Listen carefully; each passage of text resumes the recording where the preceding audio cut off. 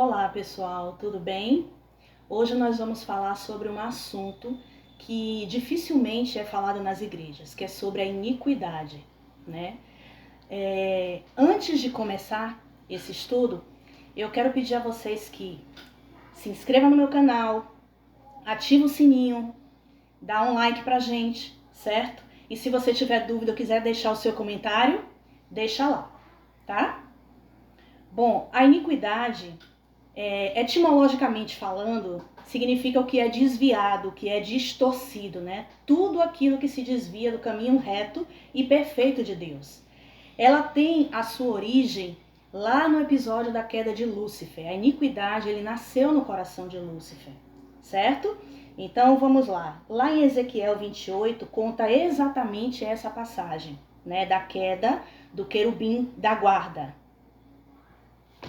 Vamos lá. Em Ezequiel 28, a partir do versículo 14, diz assim: Eu te estabeleci como querubim da guarda ungido. Estavas no monte santo de Deus, andava entre as pedras afogueadas. Perfeito era nos teus caminhos desde o dia em que foste criado, até que se achou iniquidade em ti. Na multiplicação do teu comércio se encheu o teu interior de violência, e pecaste. Pelo que te lançarei profanado fora do monte de Deus, e te farei perecer, ó querubim protetor, entre pedras afogueadas. Elevou-se o teu coração por causa da tua formosura, corrompeste a tua sabedoria por causa do teu resplendor. Por terra te lancei, diante dos reis te pus, para que te contemplem. Pela multidão das tuas iniquidades, pela injustiça do teu comércio, profanaste os teus santuários.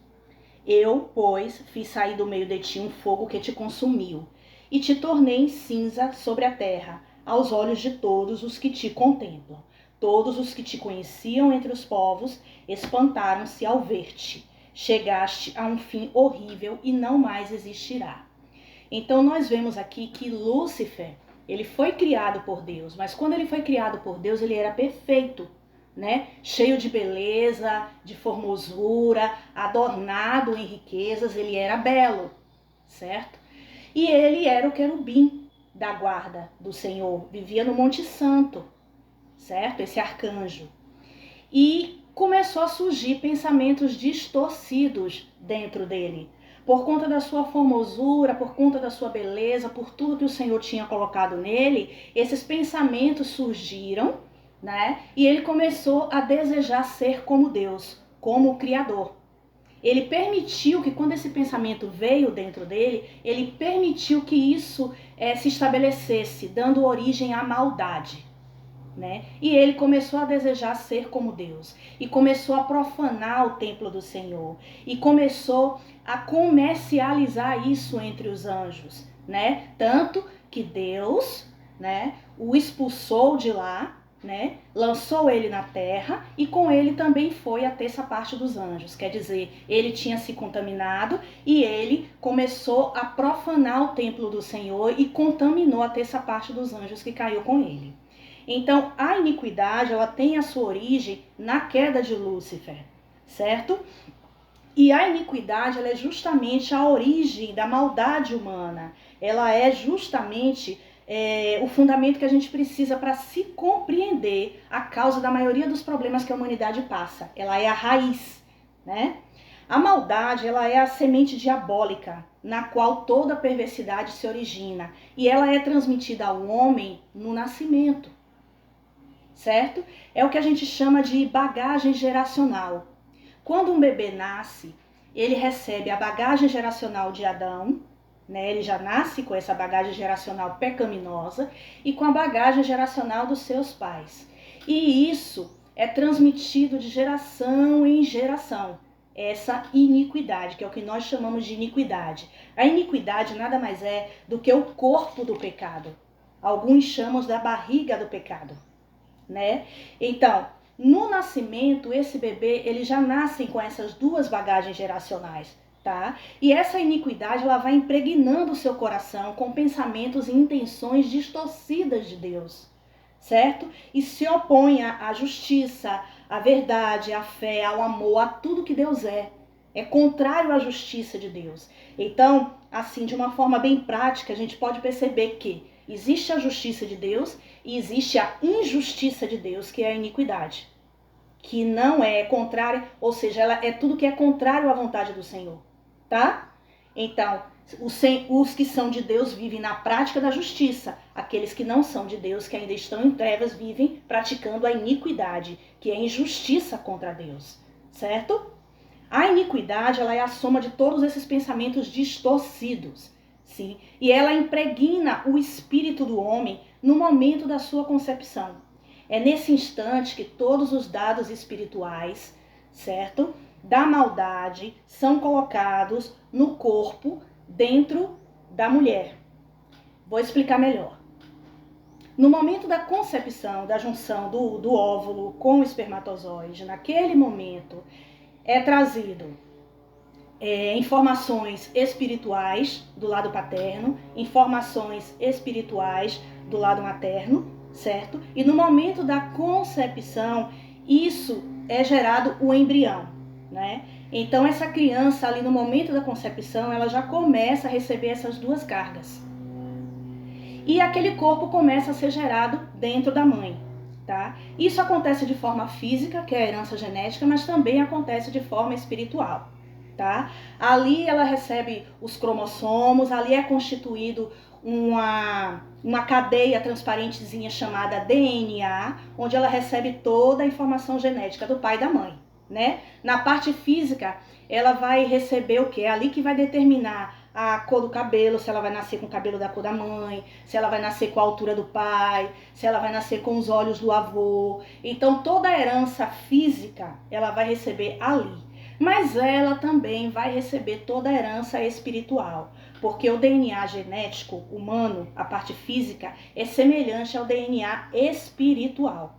Só que o DNA espiritual, por conta do pecado, por conta da iniquidade, tá?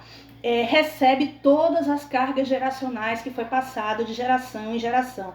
Todos os pecados cometidos por aquela família, tá? Toda a iniquidade que foi passada dos avós, dos pais, tudo vai para aquela criança. E só é quebrada quando a pessoa se encontra com Jesus e é redimido pelo sangue de Jesus. Então aquela geração que vivia na prática da injustiça, na prática da iniquidade, agora ela vai ser limpa porque alguém se levantou para se tornar filho de Deus e através da atitude dele, Cristo pôde, através do sangue dele, limpar toda essa carga geracional familiar que estava em cima da iniquidade. Então ela agora, pelo sangue de Jesus, passa a ser limpa. Certo? Então, a gente percebe que, como eu falei para vocês, né, a iniquidade ela é o que a Bíblia chama de corpo do pecado. Ela vai se originando no espírito e ela invade a alma e o corpo. É como se fosse um lodo, é como se fosse uma substância espiritual, né, que vai sujando toda a alma. Ela está ligada ao mundo das trevas. E é por isso que precisa ser limpa. Porque muitas vezes a pessoa, ela está em pecado, aí ela recebe Jesus na vida dela, até começa a frequentar uma igreja, uma congregação, né?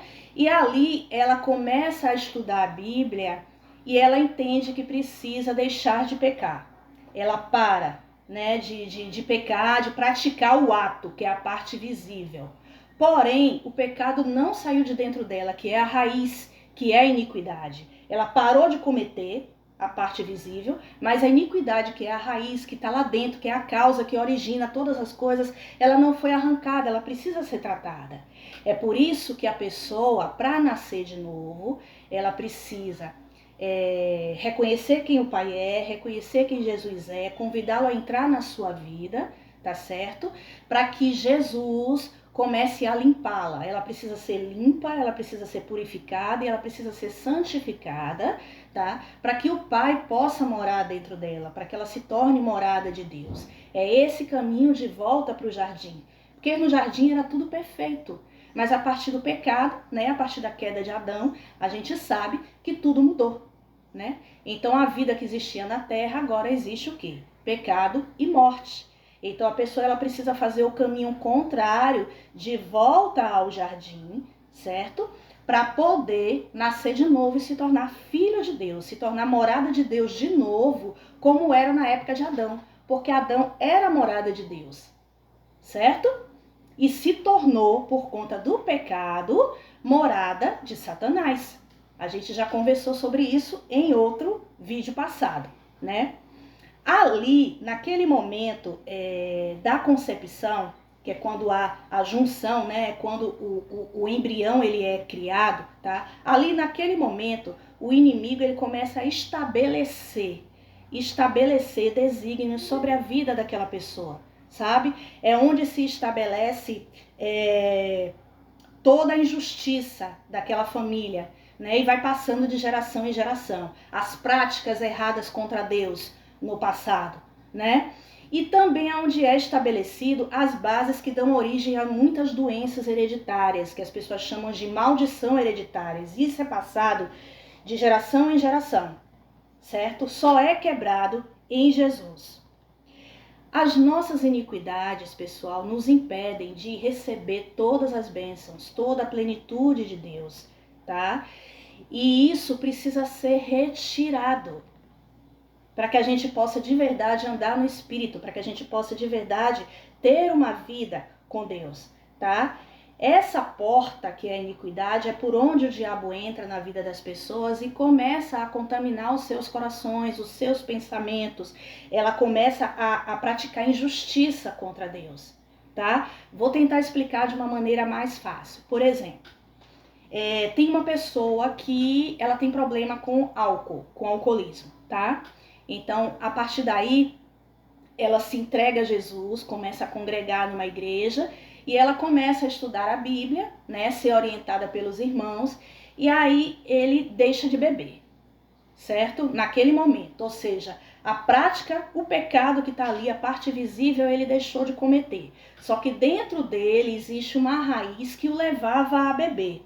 Por exemplo, ele bebia porque provavelmente os avós dele também já tinham problema com alcoolismo, tá? Ou então alguém na família, um tio ou uma tia, esse problema de alcoolismo já vem de outras gerações. E o alcoolismo para ele é uma fuga, vamos dizer assim. É onde ele se sente bem e foi despertado esse vício. Então, naquele momento, ele deixou de beber porque ele começou a andar com Jesus, né? Começou a conhecer a palavra e ele deixou de praticar, né? De estar lá bebendo, o ato de beber. Porém, em algum momento da vida, quando ele estiver sob pressão, por conta da raiz que não foi tratada, da iniquidade que está dentro dele, que o faz beber, ele vai em algum momento da vida passar por uma circunstância onde o inimigo vai pressionar ele, tá? Porque o pecado ainda mora dentro dele. Algum momento, alguma circunstância, onde ele vai querer beber novamente, que é o que a gente chama de fraqueza. Por quê? Porque ele vai usar isso como fuga ou refúgio para não sentir a dor daquele momento, daquela circunstância. Então ele vai lá e ele bebe novamente. E aí o pecado continua voltando à prática. Por quê? Porque a raiz não foi tratada. Entendeu?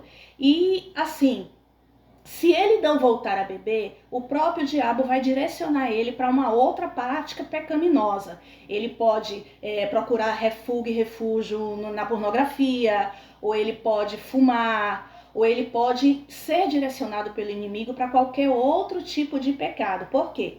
Porque a iniquidade ainda está dentro dele, a raiz ainda está dentro dele, e é isso que precisa ser tirado. Tá? Eu vejo que hoje a religião ela se preocupa, a maioria das igrejas se preocupa muito em tirar a parte visível, sabe? Em corrigir o comportamento das pessoas, tá? Aquela parte que ela tá vendo. Então, se a pessoa bebia, ela não bebe mais. Se ela fumava, ela não fuma mais. Se ela roubava, ela não rouba mais. Mas, pelo fato dela ter deixado de praticar esse pecado, não quer dizer que ela esteja limpa. Ela simplesmente corrigiu um comportamento, mas a raiz, o que de fato faz ela pecar, que é a iniquidade, ainda está morando dentro dela. E em algum momento, por conta da legalidade que o inimigo tem para trabalhar na vida dela, por conta do pecado, ela vai ou voltar a cair naquele mesmo erro, ou então ela vai ser direcionada para outro pecado. Porque o real motivo está na raiz, não está no fruto visível. Imagine uma árvore, né, com uma raiz bem grande, frondosa. O pecado são os galhos, né, o fruto visível, certo? Então, você vai lá, você corta aquele galho, você poda aquela árvore. Mas se você não for lá na raiz para saber por que aqueles frutos estão nascendo imperfeitos, tá? Ele pode durante um tempo não pecar. A pessoa ela pode não pecar durante um tempo, até segurar aquela vontade ali dentro por conta do Senhor, porque ela está indo na igreja, porque ela está lendo a Bíblia, porque ela está frequentando os cultos, porque ela está andando com irmãos, entendeu? Mas em algum momento da vida, em algumas circunstâncias que vai ser criada pelo próprio inimigo, certo? Ela vai voltar a pecar. E é essa raiz que é a iniquidade que precisa ser arrancada. Por isso que eu digo para vocês que não é só lavar a alma suja. Ela precisa ser lavada em Jesus, que é a verdadeira água. Esse pecado precisa ser expiado de dentro da gente, né? Essa iniquidade ela precisa ser removida, que é o processo de purificação e santificação, para que Deus possa morar dentro dessa pessoa, para que essa pessoa possa se tornar de verdade filho de Deus e voltar ao estado original como estava lá em Adão. Então você vê que hoje os templos religiosos, a religião, ela se preocupa mais com a parte visível, ela não se preocupa com o interno. E isso é um problema. É a causa de hoje a gente ter muitos crentes, inclusive, né, muitos cristãos doentes, com problemas emocionais, né? Aquele cristão que parece que está em guerra perpétua, sabe? A guerra nunca acaba. Você conversa com ele, e aí, irmão, como é que você tá? Tô em guerra, tô na guerra. Nossa, essa guerra é interminável. Eu aprendi com o papai que a guerra é durante o processo. Depois do processo, acabou a guerra. Você entra no descanso do Senhor, você entra no Éden. Mas hoje o que a gente vê são pessoas que estão constantemente em guerra. A guerra nunca acaba, sabe? É mentalidade de deserto. Tem muitos cristãos que a gente conversa com eles, eles estão passando a vida inteira pagando preço e o preço nunca é pago. Né? Passa a vida inteira dizendo, você fala com a pessoa, não, tô em guerra, né, irmão? Você sabe, a vida é uma luta. E fica parecendo para as outras pessoas que vida de cristão, né, que vida de filho de Deus é só sofrimento, é só guerra, é só luta. Não, gente. Não. Existe uma guerra, sim, durante o processo para você se tornar filho de Deus. Depois que você volta ao estado original, depois que você entra na terra do descanso, que é o reino de Deus, acabou a guerra. Acabou. Vida de cristão, vida de filho de Deus, não é vida de sofrimento como é passado. Então só aí a gente já vê que existem muitas distorções dentro das igrejas, né? E essas distorções são provocadas justamente pelo inimigo para trazer confusão às pessoas, para trazer problema. E aí nós temos o quê? Uma igreja morta. Aquela igreja que é para ser a imagem e a semelhança de Jesus, aquela igreja que Jesus diz assim, que as portas do inferno não prevalecerão contra a igreja do Senhor, o que a gente tem visto hoje é justamente o contrário. Uma igreja fraca, uma igreja que cada dia está morrendo.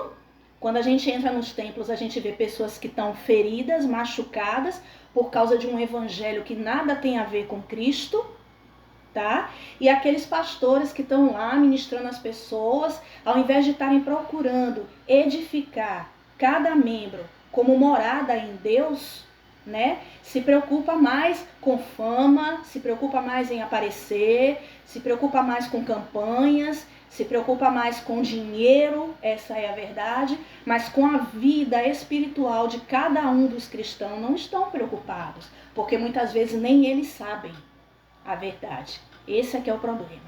E quem causa essas distorções, essas misturas dentro da igreja é o próprio diabo, tá? Então, por que eu estou explicando todas essas coisas? Lugares de cativeiro, iniquidade, estou falando muito sobre o pecado, porque assim, durante o seu processo para voltar ao jardim, né, o processo para nascer de novo, você precisa conhecer todas essas estruturas.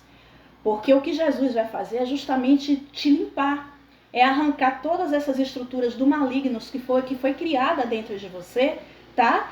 Para te estabelecer em Deus. para que você se torne como ele, um filho de Deus, morada de Deus, tá? Então, como é que essa iniquidade ela começa? Desde lá da infância, o inimigo começa a colocar conceitos distorcidos dentro de nós, né? A gente começa a nascer por causa de uma cultura na qual a gente está inserida, por causa da bagagem geracional. Esses conceitos vão criando fortalezas dentro da nossa mente, muros dentro da nossa mente, e vão cauterizando a nossa mente, tá certo? E tudo contra as leis de Deus. E aí muitas vezes a gente acha que está na prática da justiça de Deus e não tá, tá? Então assim, a gente precisa compreender como é que isso é feito. Porque esses pensamentos distorcidos que o inimigo coloca na nossa mente, que vão criando fortalezas dentro de nós, impedem do evangelho verdadeiro entrar, tá? Impede das verdades de Deus entrarem na sua mente, né? E ainda te conduz ao erro.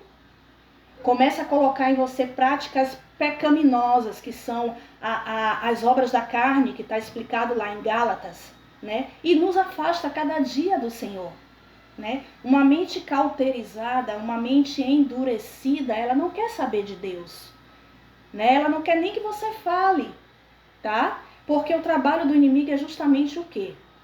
Fazer com que a gente não enxergue a verdade, né? É como está escrito que o Deus deste século nos coloca uma cegueira espiritual para que a gente não enxergue a verdade, né? E continuemos cegos e assim não sejamos libertos, né?